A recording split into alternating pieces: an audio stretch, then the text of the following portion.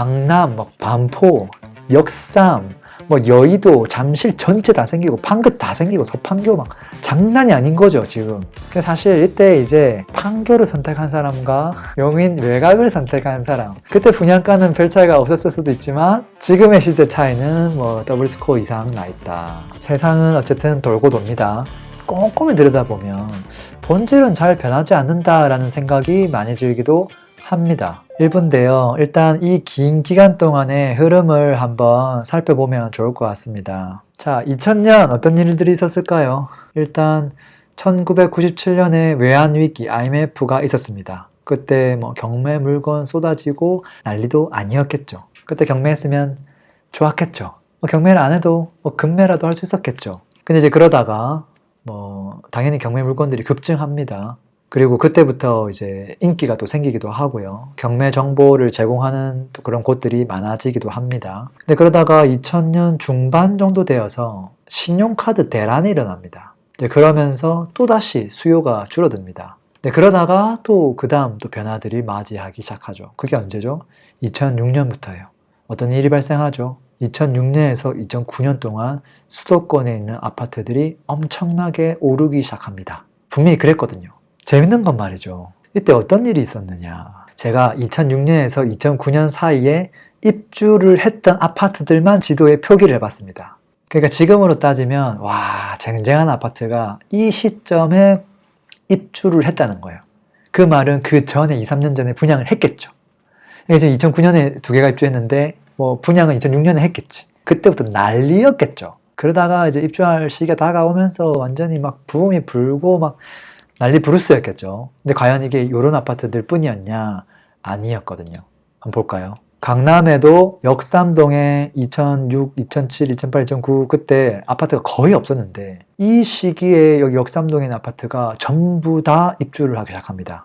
도곡 렉슬도 이때 다 입주를 했고요. 대치 아이파크 전부 다 이때 입주를 했습니다. 천지개벽한 거죠, 완전히. 삼성동은 어땠을까요? 삼성동, 지금 이제 인기가 있는 삼성동 힐스테이트 1차, 2차 이런 아파트들이 전부 이 시기에 다 입주를 완료한 거예요. 이게 지금 시점이라고 생각해 보라고요. 이게 그냥 갑자기 이 짧은 기간에 이렇게 좋은 입지에 아파트가 입주를 버벅 한다? 사람들 완전 난리 났겠죠. 집에 있던 청년통장 다 써야 되고, 놓친 사람들은 피 주고 사야 되고, 놓친 사람들은 어떻게라도 입주 시점에 사야 된다라고 생각했겠죠. 또 볼까요? 잠실 엘스, 리센츠, 트리오, 파크리오까지 전부 이 시기에 입주를 합니다. 잠실이 천지개벽하면서 빡 등장하죠. 원래 없었잖아요.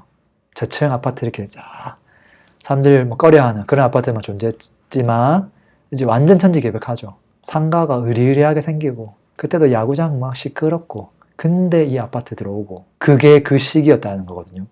또 볼까요? 용산 가만히 있을 수 없죠. 용산은 원래 이촌동은 원래 그 이전부터 잘 살았거든요. 그러다 보니까 그 전에 이미 입지가 완성된 곳이에요. 근데 그 위에 용산 시티파크나 파크타워나 이런 주상복합 같은 것들이 이 시기에 공급이 됐죠. 그러니까 구닥다리에서 신축이 들어왔으니까 또 사람이 관심을 가졌겠죠. 당연히 인기를 얻었을 겁니다. 그리고 여의도로 가면 여의도 자이 이런 친구들도 이때 딱 들어왔죠.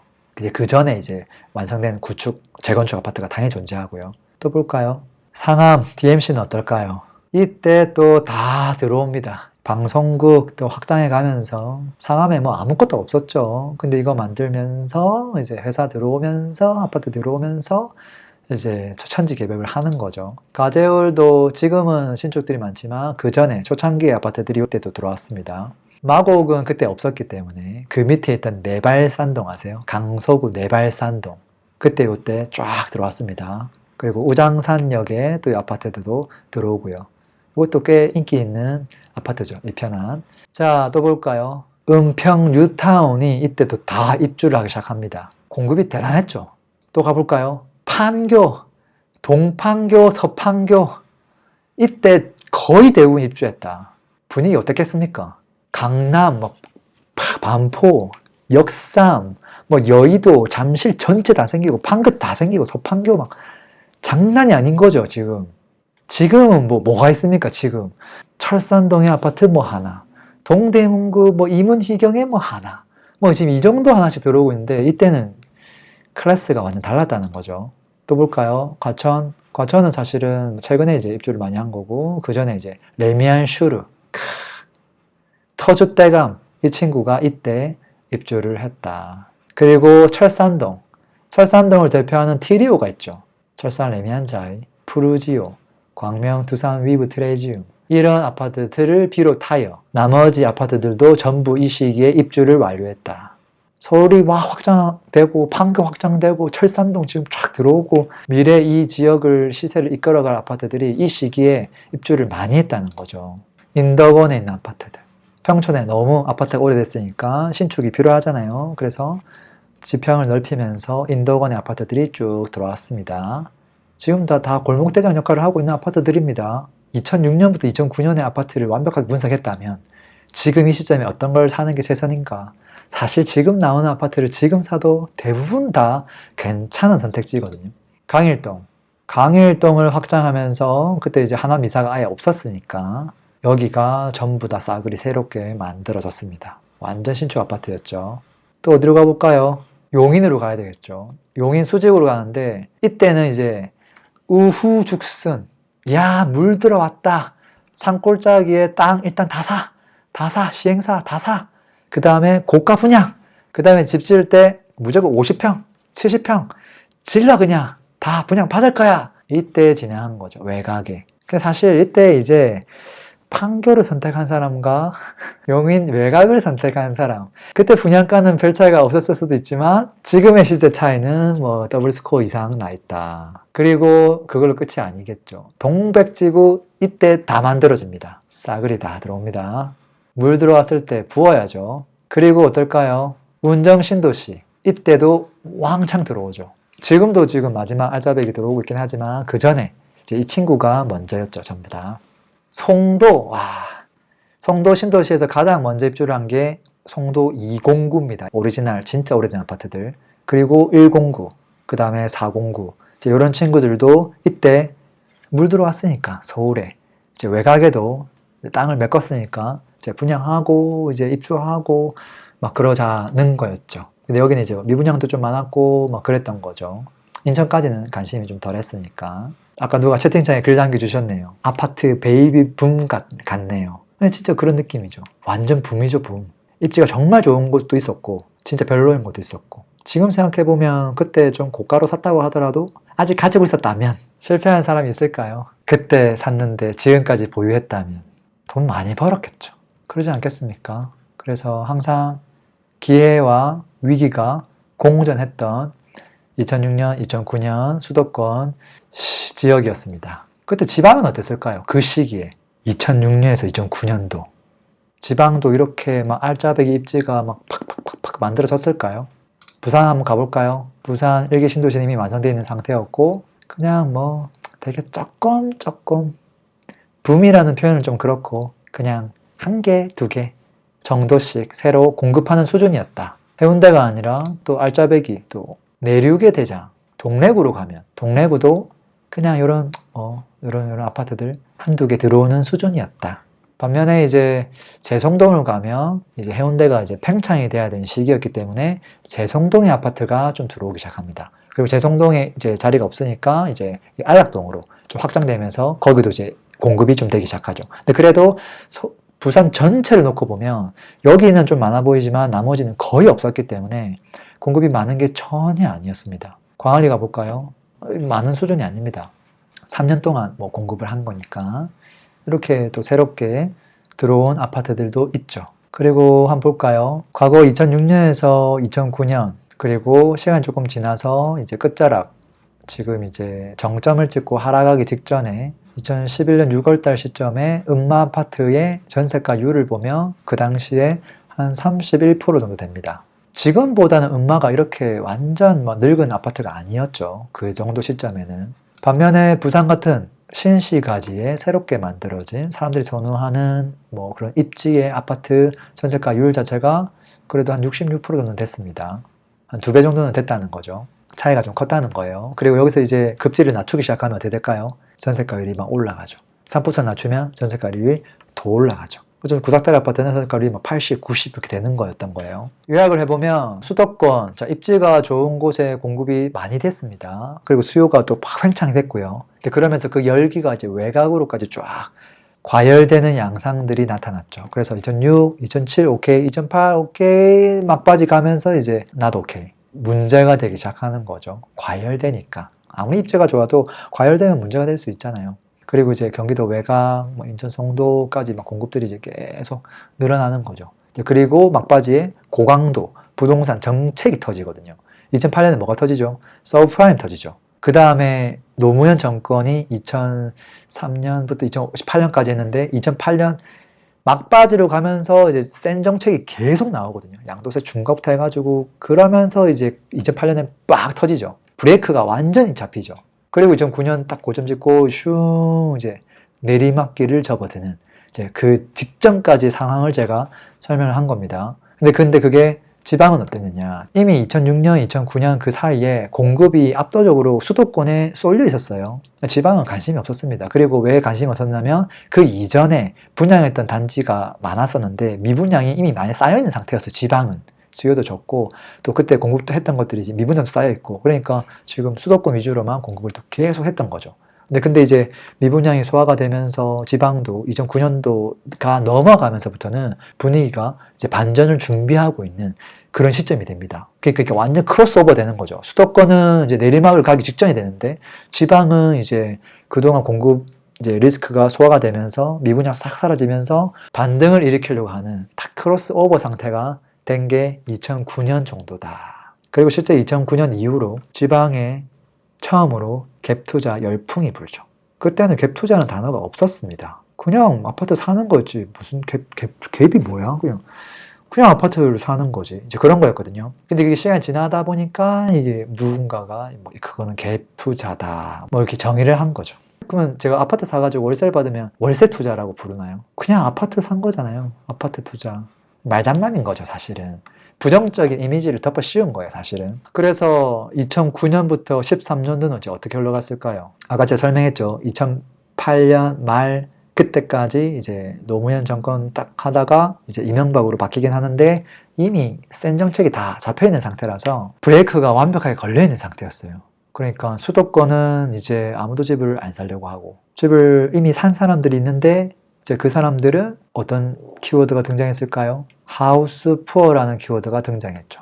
집을 갖고는 있는데 내가 대출 이자가 뭐 월급보다 더 많네? 어떡하지? 나 거지가 돼버렸네? 뭐 이런 거죠. 집을 갖고 있는데 내가 어떻게 거지가 됐지? 뭐 이런 식인 거예요. 그리고 또 반면에 지방은 갭 투자가 정말 화랑기였죠. 그게 이제 지역을 넘나들면서 2009, 2010, 2011, 뭐 12 수도권은 계속 하락하고 있는데 지방은 상승을 하는 모습들이 나왔습니다. 그리고 2015년도부터는 어떻게 됐을까요? 이제 여러분들이 이제 좀 뭐 기억이 좀 더 잘 살아날 수 있겠죠. 자, 그동안 내리 하락했던 2010, 2011, 2012, 13, 14까지도 바닥을 다졌던 서울 중심의 수도권이 다시 반등을 하기 시작하죠.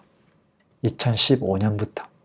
그동안 많이 웅크리고 있었죠. 수도권 상승 어게인이 시작된 거예요. 그때는 금리도 좀 낮았고 또 미국에서 양적 완화도 했었고 돈을 막 뿌렸고 그러다 보니까 어떻게 될까요? 지방은 이제 그 전에 상승을 많이 했던 지역도 있고 그 지역은 이제 브레이크가 걸리는 거고 자연스럽게 상승을 못했던 지역은 또 여전히 15년도부터 상승을 이어가는 거고 근데 그러다가 이제 15, 16, 17, 18, 10 시간이 가면 갈수록 뭐 돈을 더 찍어내니까 대세 상승장이 오죠. 19년부터. 그러면서 이제 막바지는 진짜 모든 지역이 다 같이 오르는 그런 양상들도 보였습니다. 그러다 보니까 재밌는 지표가 있어요. 전국 아파트 상승률, 수도권, 뭐 서울 뭐 이렇게 있는데 재밌는 게 서울의 상승률이 제일 낮습니다. 어떤 게 제일 높죠? 수도권의 상승이 제일 높고요. 전국 상승률이 두 번째로 높고 그 다음에 서울입니다. 이게 2021년 12월 뉴스예요. 와, 대단하죠. 2년 동안 그만큼 전반적으로 상승을 엄청 많이 했다는 거죠. 서울은 사실 그 전부터 많이 올랐기 때문에 막바지에 조금 적게 오른 거고 막바지에 이제 입지가 안 좋은 곳들이 많이 오르는 게 정상이죠. 흐름상. 자, 그리고 그 다음에 어떻게 됐습니까? 2021년 이후로 2022년 접어들면서 침체기가 찾아옵니다. 그래서 2022년, 2023년 내리 전국이 하락을 합니다. 특정 지역에 영향을 받는 변수가 아니라 이제 돈을 회수하기 시작하죠. 돈을 많이 찍어냈던 양적 완화에서 테이퍼링을 하죠. 그 다음에 동시에 돈을 회수하는데 금리를 급격하게 올렸죠. 원래 0%였거든요. 제로 금리에서 5.5까지 1년 6개월 만에 한 방에 다라락 올리죠. 그 기간 동안 당연히 입지가 좋은 아파트도 하락을 피해갈 수는 없겠죠. 어느 정도 하락했을까요? 잠실헬스가요, 지난 고점이요, 26억 7천이었습니다. 33평 기준으로. 그리고 쭉 하락을 해서 저점이 대략 한 19억 뭐 왔다 갔다 합니다. 얼마나 떨어진 거죠? 7억 가까이 하락을 합니다. 하락률로 따지면 뭐 한 26% 정도 됩니다. 그리고 전세가도 동반 하락을 하죠. 결코 적은 금액은 아닙니다. 전세 가격 하락도 좀 잘 체크해보면 한 12억에서 이게 9억 아래로 떨어졌기 때문에 거의 3억 정도를 내어줘야 되는 상황이 오는 겁니다. 그리고 그 다음에 이제 어떻게 됐을까요? 계속 주구장창 또 하락을 할까요? 부동산은 끝났구나 그럴까요? 아니면 부동산은 장기적으로 그래도 수요가 있는 곳들은 우상향을 하는 것일까요? 금리가 5%에서 10%, 10%에서 20%까지 계속해서 무한정 올라가거나 테이퍼링을 계속해서 돈을 계속 회수하면서 돈을 다 없애버린다거나 그러면 모를까? 그게 아니라면 다시 정상궤도로 돌아가겠죠. 2024년부터 25년도 그때 키워드가 뭡니까?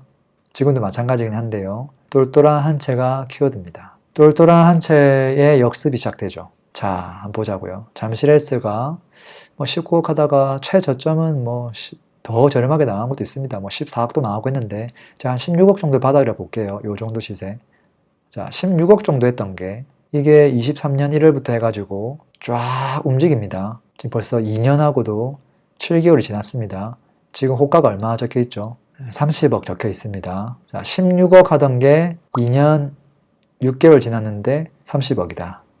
얼마가 올랐죠? 14억 정도가 오른 겁니다. 몇 프로가 올랐죠? 87%가 올랐습니다. 연평균을 나누면 어떻게 될까요? 그냥 넉넉 잡고 3년을 나눠도 얼추 30% 됩니다. 그동안 하락이 워낙 단기간에 컸기 때문에 그 반등, 산이 깊으면 골이 깊다, 골이 깊으면 산이 높을 수 있죠. 그래서 지금 이렇게 반등을 했습니다. 뭐 비단위 아파트는 표준일 뿐이고 많은 아파트들이 지금 이런 형국을 보여주고 있습니다. 요약을 해볼까요? 2006년에서 2009년은요, 그때는 신도시라든지 도시를 확장을 많이 할 때입니다. 그래서 이제 개발 호재죠, 신도시 자체가. 그래서 이 신도시 개발 호재를 보고 이제 열풍이 좀 불었다라는 거고요. 2009년에서 13년도는 그때는 이제 수도권은 스탑, 지방은 상승을 하는데 그때는 이제 가성비가 있는 여러 채, 갭 투자가 유행이었다. 그리고 그 유행이 다시 수도권으로 번져 들어오면서 이제 다주택자, 뭐 사실 똘똘한 여러 채가 될 수도 있고 아니면 그냥 뭐 무난한 여러 채도 괜찮고 어쨌든 다주택자 중심으로 이제 붐이 불었었다. 그러다가 여러 가지 경기, 경제, 금리 이슈를 만나면서 침체기를 겪었고 그리고 나서 똘똘한 한 채 열풍이 불면서 왜? 이미 이 규제가 풀리지가 않았으니까. 근데 이게 왜 여기가 가능했냐면 이 수도권에 묶여있던 양도세 중과라든지 그런 모든 규제가 시간이 지나서 요 시점부터 다 풀렸거든요. 그러니까 이게 가능했던 거예요. 근데 시간이 지나서 왜 이게 다시 옛날 게 재현이 잘 안 되냐? 이게 그대로 묶여있거든요. 그러니까 이게 똘똘한 한 채 중심으로 갈 수밖에 없는 거죠. 자, 그래서 갑자기 퀴즈가 나왔네요. 퀴즈 한번 내볼까요? 자, 미국 기준금리 정점을 찍고 처음으로 금리를 딱 인하한 시기가 있는데 그때가 언제일까요? 정점은 5.5였거든요. 그러다가 이걸 탁 한번 내립니다. 5%로 0.5를 내립니다. 그때가 언제였을까요? 정확하게 24년 9월 달입니다. 자, 여기서 이 아파트의 가격 변화를 보면 서울에 이거는 이제 옛날이니까 정점 찍고 쭉 내려갔고 이때부터 이제 바닥을 열심히 다지고 있고 본격적으로 뭔가 이렇게 탁 튀어 올라가는 애들이 있거든요. 거래량이 딱 발생하면서 보면은 7월 달에 요때 한번 빠방 점프하려고 충분히 딱 뭐가 보이죠. 그 다음에 한 번 더 보이는 게 언제냐면 25년 2월 달 요때 한번 더 빠박 또 보이거든요.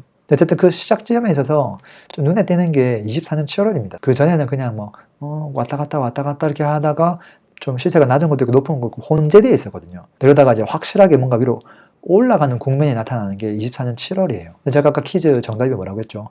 24년 9월부터입니다.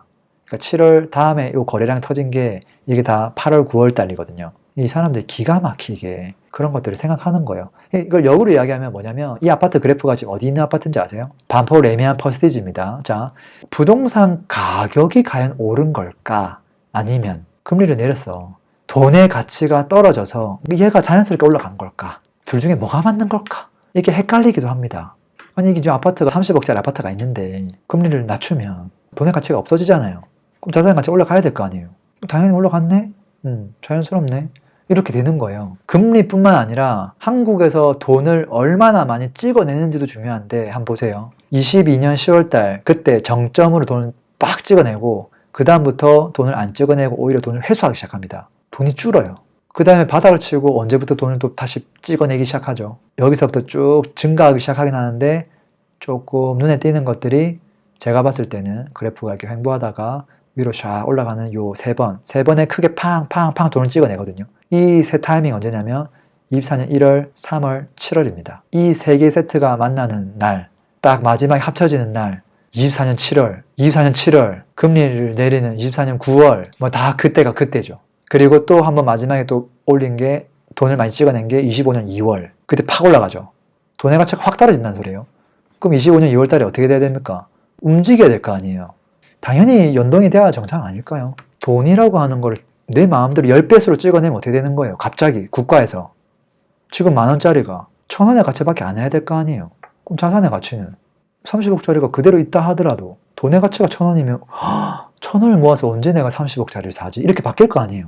그 가치가 10배로 뻥튀기 되는 거잖아요. 마찬가지로 이렇게 움직인다고 저는 보는 거거든요. 그것들이 다 연결돼 있다. 그러니까 우리가 그냥 단순하게 아파트 언제 오르나가 아니라 다 연결고리가 있는 거다라는 거거든요. 그리고 이제 토지 가격이 오르는 거지 뭐 건물 가격이 오르는 게 아니고 그 다음에 돈의 가치가 떨어지거나 뭐 반대로 올라가서 건물 가격이 떨어지거나 토지 가치가 떨어질 수 있는 거고 그렇다고 보는 거거든요. 그래서 제가 뭐 아파트 관련해서 유튜브 영상을 많이 올리기는 하지만 항상 뭐 PD님도 그렇고 뭐 많은 분들이 물어보는 질문들 중에 하나가 랭군님 앞으로 아파트 더 오를까요? 이걸 저한테 물어볼 필요가 없습니다. 앞으로 정부가 돈을 더 찍어내는지 아니면 금리가 낮아지는지 그걸 보면 되는 거거든요. 제가 끌어올리는 것도 아니고 저는 뭐 아무것도 하는 역할이 없습니다. 여러분들이 직접 눈으로 목격하고 판단하는 것들이 필요하다라는 거고요. 이런 일들이 앞으로 또 벌어질까요? 계속 반복되지 않을까요? 지금 똘똘한 채 예전에는 이제 뭐 그 규제가 없었으니까 그때는 뭐 여러 채 살 수 있었죠. 그리고 심지어 수도권 지방 상관없이 막 살 수 있었죠. 근데 그러다가 규제를 막 하다 보니까 되대요. 당연히 똘똘한 채로 가는 게 너무 정상이죠. 자, 여기까지 지금 이미 왔단 말이에요. 자, 그럼 여기서 똘똘한 한 채는 당연히 서울 중심일 수밖에 없죠. 제일 좋은 게 서울에 있으니까. 자, 그러면 이게 시세를 다 주도할 수밖에 없는데 그럼 그 다음에 이제 어떻게 될 것이냐.